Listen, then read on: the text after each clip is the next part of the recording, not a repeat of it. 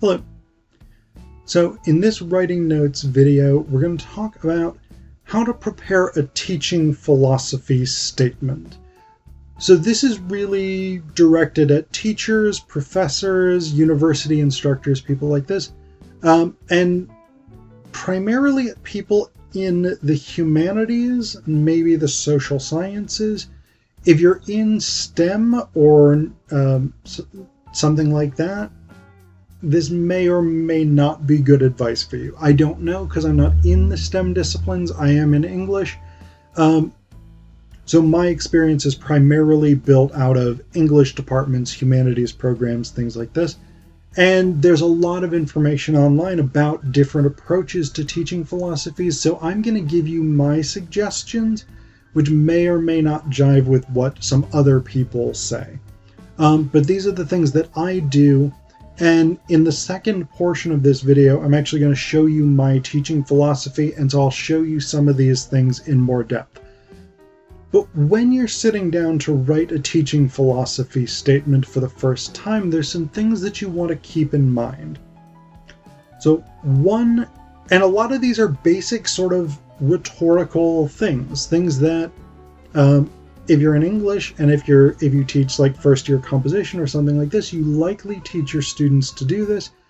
But if you're in any sort of discipline where you're writing essays, these are likely to be some of the fundamental principles. So one thing that you want to make sure that you're doing with your teaching philosophy is maintaining your focus. So what should be your focus? Well, what a teaching philosophy ultimately aims to do is to explain why you would be beneficial as an instructor for the place that you're applying for a job, or what makes you a good instructor for whatever it is that you're doing. If you're applying for like a grant application or something like that for a teaching program or something like this, why would you be a person that they would give that grant to? If this is for job applications, which I think is the main thing we do teaching philosophy statements for, why should they hire you? What benefit would you bring to that university or that school's students? So that's the main focus, is what do I do that's good for students? Now, along those same lines, you want to pick a unified central idea as much as possible, especially with job documents in academia. You want to pull that thread through your job documents. So mine, for instance, is this idea that I teach students about making strategic choices, either as literary scholars, making choices about how we read pieces of literature, or as writers, as composition students, thinking about how they write for different audiences. My teaching philosophy, and actually my basic template for my job application letters, focuses on this core idea. And so that kind of informs each section of my teaching philosophy. So you want to figure out what's at the heart of your teaching. What do you do, or what do you want your students to get out of your classes?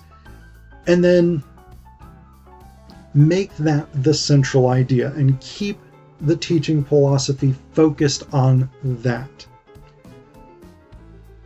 And I would say you want an introductory paragraph that sort of develops that idea and explains the stakes for it. So what is it that I do? Why is it good for students? And you can maybe tie this to something like, this is how this connects to my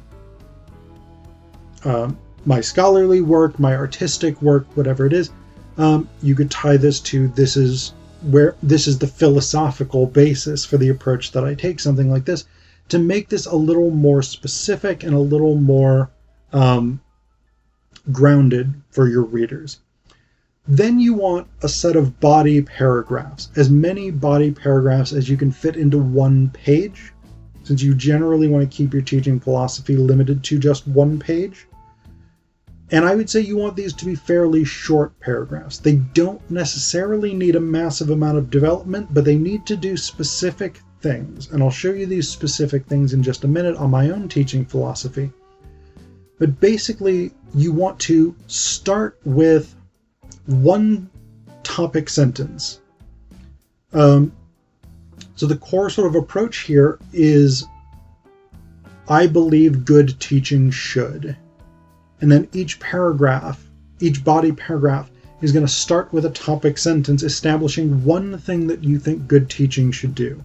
So, I think good teaching should do X. And you can actually start with that formula.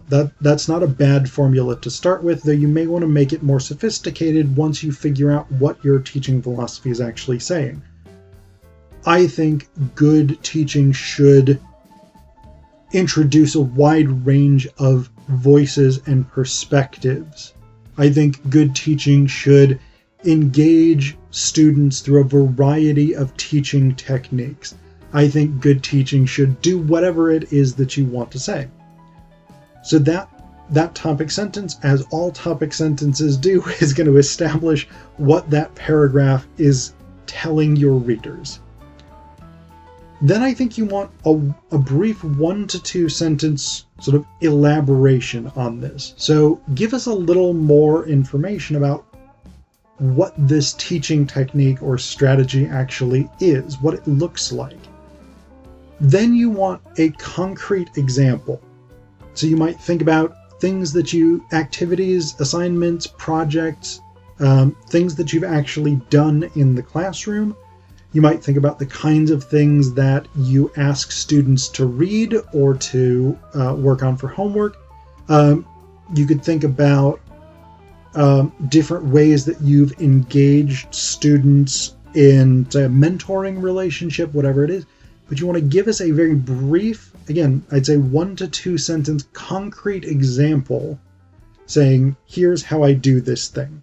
And in particular, if you have an activity that's really, really good, that's really, really useful, that somebody reading that might say, that's really clever. I'm going to take that for my own classroom.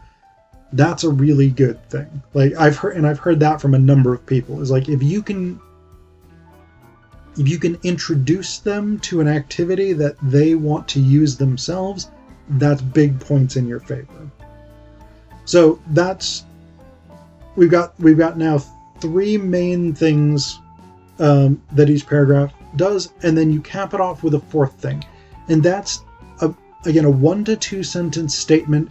Here's how this benefits students, or here's how this would benefit students at your institution. Again, that's useful for job materials.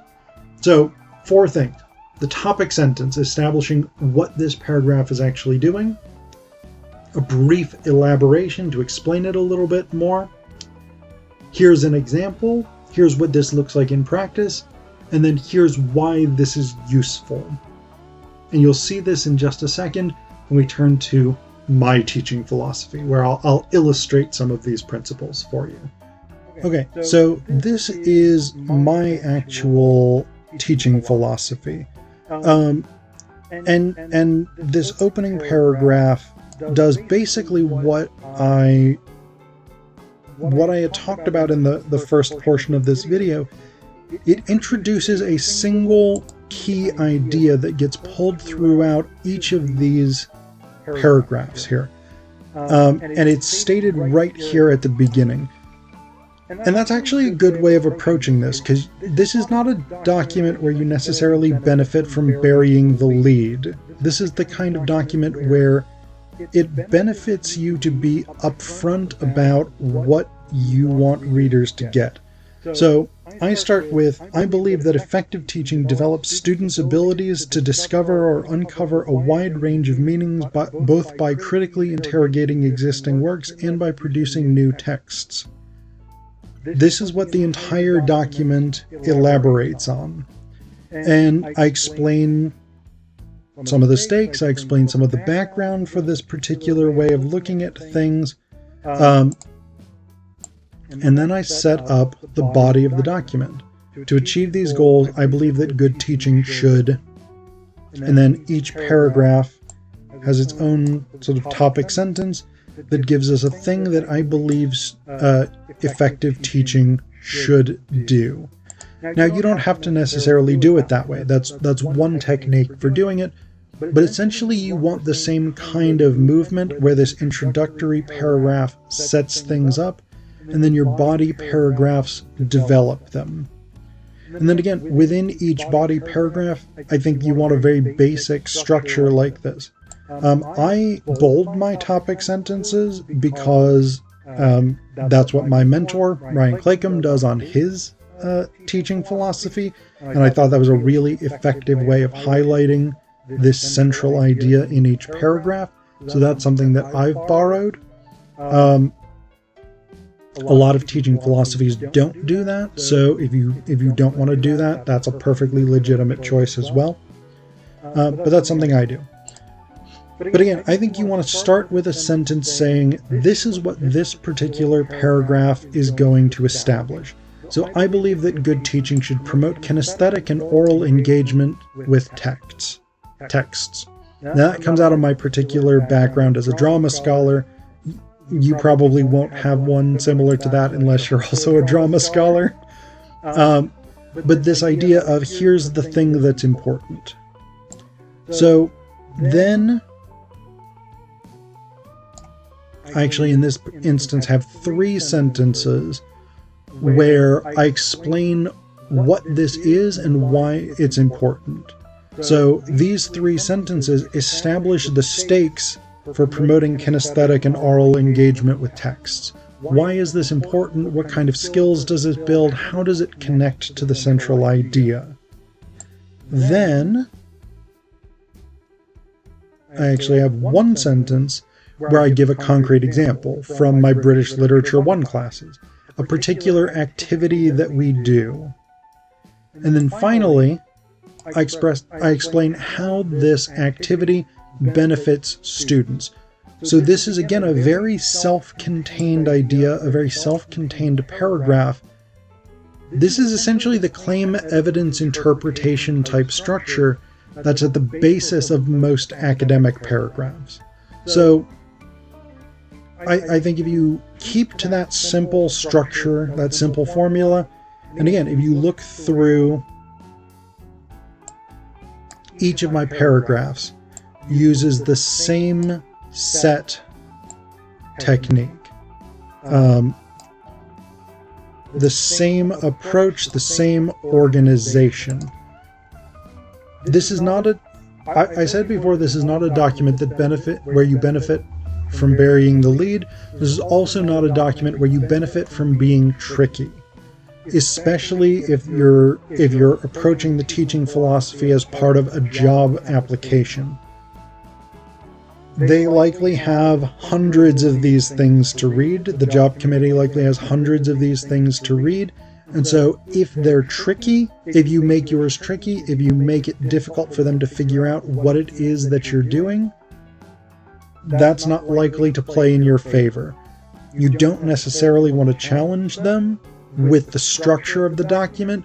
You want it to be interesting but accessible, because they're likely skimming a lot of these, and so you want to make sure that your structure is something they can follow. You want to make sure that it's easy for them, because if they have trouble figuring out what you're trying to say, they're likely not going to hire you for that job. So those are the key things that I would say are my fundamental principles for writing a teaching philosophy. Keep it focused, keep it narrow, make sure that you are establishing both what you think is important about your teaching, about your approach to teaching, and why it would be beneficial for them, why this would be good for whoever it is that you're writing to.